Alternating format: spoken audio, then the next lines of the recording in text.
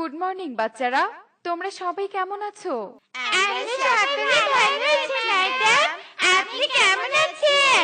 আমিও ভালো আছি। নাও এখন সকলে কালকের হোমওয়ার্ক গুলো বের করো। টুকি, সবার হোমওয়ার্কের খাতাগুলো তুলে আমাকে দাও তো।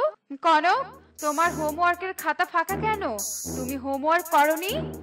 এই রে, আমি এখন কি বলি, কিছু একটা বানিয়ে বলি। আসলে ম্যাডাম, কালকে আমি হোমওয়ার্ক করার সময় দেখি আমার পেন্সিল শেষ হয়ে গেছে, তাই আর হোমওয়ার্ক করতে পারিনি। আচ্ছা ঠিক আছে, বসো তুমি। আজকে আমি তোমাদের এক নতুন ছড়া শিখাবো। তোমরা সবাই আমার সাথে বলবে, Humpty Dumpty sat on a wall. Humpty Dumpty sat on a wall. Humpty Dumpty had a great fall. Humpty Dumpty had a great fall. এই রাইমসটা তোমরা সকলে মনোযোগ দিয়ে পড়বে, পরীক্ষায় কিন্তু এই রাইমসটা আসবে। আর টুকি, জি ম্যাডাম বলুন। গতকাল যে রাইমসটা শিখিয়েছিলাম সেটা বলো তো। Twinkle, twinkle, little star, how I wonder what you are. Up above the world so high, like a diamond in the sky. Thank you Tuki, তুমি রাইমসটা অনেক সুন্দর বলেছো। বসো তুমি। কনক, কাল যে তোমাকে চারের ঘরের নামতা দিয়েছিলাম সেটা কি হয়েছে? এই রে, আমি যে একদম নামতা পড়ে আসিনি ম্যাডাম। আসলে আমার নামতা পড়তে একদম মনে ছিল না। এই নামতাটা খুব কঠিন। কনক, একদম অজুহাত দিবে না। তুমি প্রতিদিনই এমন করো। ঠিক করে পড়া দিতে পারো না? টুকিকে দেখেও তো কিছু শিখতে পারো। ও সব সময় ক্লাসে ফার্স্ট হয়, আর তুমি সব সময় পড়াশোনায় ফাঁকি দাও। এটা কিন্তু একদম ঠিক নয়। তুমি যদি এরপর থেকে এমন করো তাহলে কিন্তু আমি গার্ডিয়ানকে কল করব। আমার ভুল হয়েছে ম্যাডাম, আর হবে না। আমি কাল পড়া পড়ে আসবো ম্যাডাম। আচ্ছা ঠিক আছে বাচ্চারা, আজকের মতো পড়া এখানেই শেষ।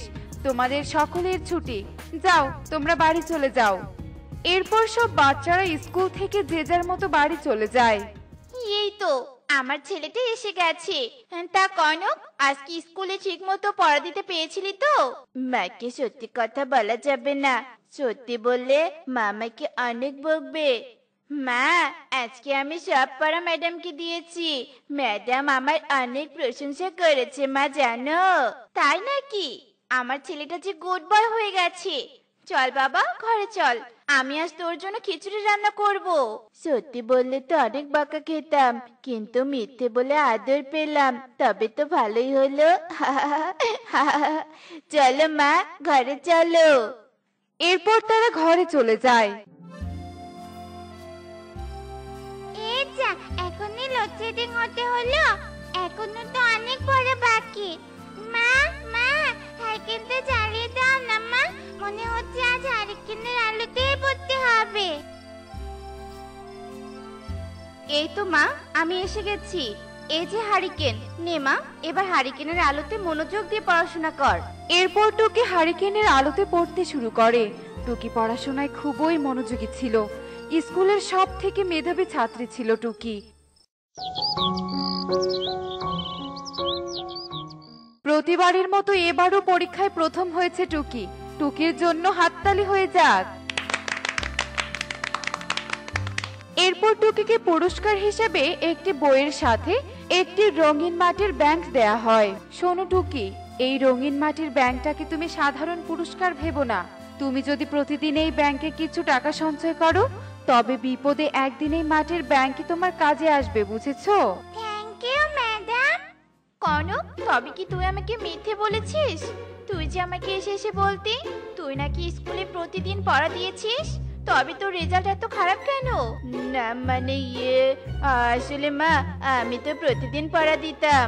চুপ, একদম চুপ, একদম মিথ্যে কথা বলবি না। তুই জানিস না মিথ্যে কথা বলা মহাপাপ। মিথ্যেবাদীকে সৃষ্টিকর্তা পছন্দ করে না। যদি আর কখনো তুই মিথ্যে কথা বলিস, তবে আমি তোকে শাস্তি স্বরূপ বাড়ি থেকে বের করে দিব। আমার ভুল হয়েছে মা, আমি আর কখনো মিথ্যে বলবো না। আমাকে তুমি ক্ষমা করে দাও, ক্ষমা করে দাও। আচ্ছা হয়েছে, আর কান্না করতে হবে না। যাও, এবার পড়তে বসো। স্কুলে ছুটির ঘন্টা বাজতেই সকল বাচ্চারা স্কুল থেকে চলে যায়। এদিকে টুকিও ব্যাগ নিয়ে বাড়ি ফিরছিল। হঠাৎ একে এটা তো একটা পেন্সিল বক্স। পেন্সিল বক্সটা খুলে দেখি তো। টুকি বাক্সটা খুলতে দেখে বাক্সের ভেতরে 3টি রঙিন পেন্সিল আর 3টি রঙিন রাবার। কি সুন্দর পেন্সিল রাবার, আমার তো দেখে ভালো লাগছে, কিন্তু এগুলো কার? আশেপাশে তো কাউকে দেখতে পাচ্ছি না। মায়ের কাছে কতদিন থেকে এমন পেন্সিল রাবার কিনে যাচ্ছে, কিন্তু মা দিচ্ছিলই না। তবে এখন এগুলো আমার, আমি এগুলো বরং বাড়িতে নিয়ে যাই। এরপর টুকি সেই বাক্সটা নিয়ে বাড়িতে চলে যায়। টুকি, মা আমার এই দুধটুকু খেয়ে নে তো। মা, আমি এখন খাবো না, তুমি দেখছো না আমি আর্ট করছি। এ কি টুকি, এই রঙিন পেন্সিল রাবার এগুলো তুই কোথায় পেলি? আমি তো তোকে কিনে দেইনি। মা, আজ যখন আমি স্কুল থেকে ফিরছিলাম তখন স্কুলের গেটের সামনে আমি এগুলো কুড়িয়ে পেয়েছি। এটা তুই একদম ঠিক করিসনি টুকি, এগুলো নিশ্চয়ই স্কুলের কোনো বাচ্চার হবে, হয়তো স্কুল থেকে যাবার সময় পড়ে গেছে। তুই কালকে স্কুলে গিয়ে তোর স্কুলের ম্যাডামকে এসব ফেরত দিবি, বুঝলি? কিন্তু মা, এগুলো তো অনেক সুন্দর, আমি নিজের কাছে রেখে দেই না মা। একদম নয় টুকি, এগুলো তো তোর নয়, আর কখনোই অন্যের জিনিসে লোভ করতে নেই, সব সময় সৎ থাকতে হয়। তুই কালকে এসব ম্যাডামকে দিয়ে দিবি, কেমন? আচ্ছা ঠিক আছে মা। এরপর পরের দিন হতেই টুকি ম্যাডামের কক্ষে গিয়ে রঙিন পেন্সিল রাবারের বাক্সটা ফেরত দিয়ে দেয়। তারপর ম্যাডাম স্কুলের পিয়নকে দিয়ে স্কুলের সব ক্লাসে পেন্সিল রাবারের বাক্সটির ব্যাপারে খবর পাঠায়। এরপর কনক স্কুল ছুটির পর ম্যাডামের কক্ষে আসে। কনক, এই পেন্সিল রাবারগুলো কি তোমার? ম্যাডাম, এগুলো তো আমারই পেন্সিল রাবার, তাই তো ছুটির পর আমি এখানে এলাম। এগুলো যখন তোমার, তবে এগুলো তুমি নিয়ে যাও। হারিয়ে যাওয়া পেন্সিল রাবার দেখে কনকের মাথায় একটা দুষ্টু বুদ্ধি চলে এলো। আমি যদি আমার পেন্সিল আর রাবার পেয়েই যাই, তবে আমি 3টে নিব কেন?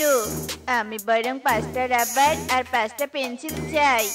ম্যাডাম, এখানে তো শুধু 3টা পেন্সিল আর 3টে রাবার রয়েছে। আমার তো 5টা পেন্সিল আর 5টা রাবার হারিয়েছিল।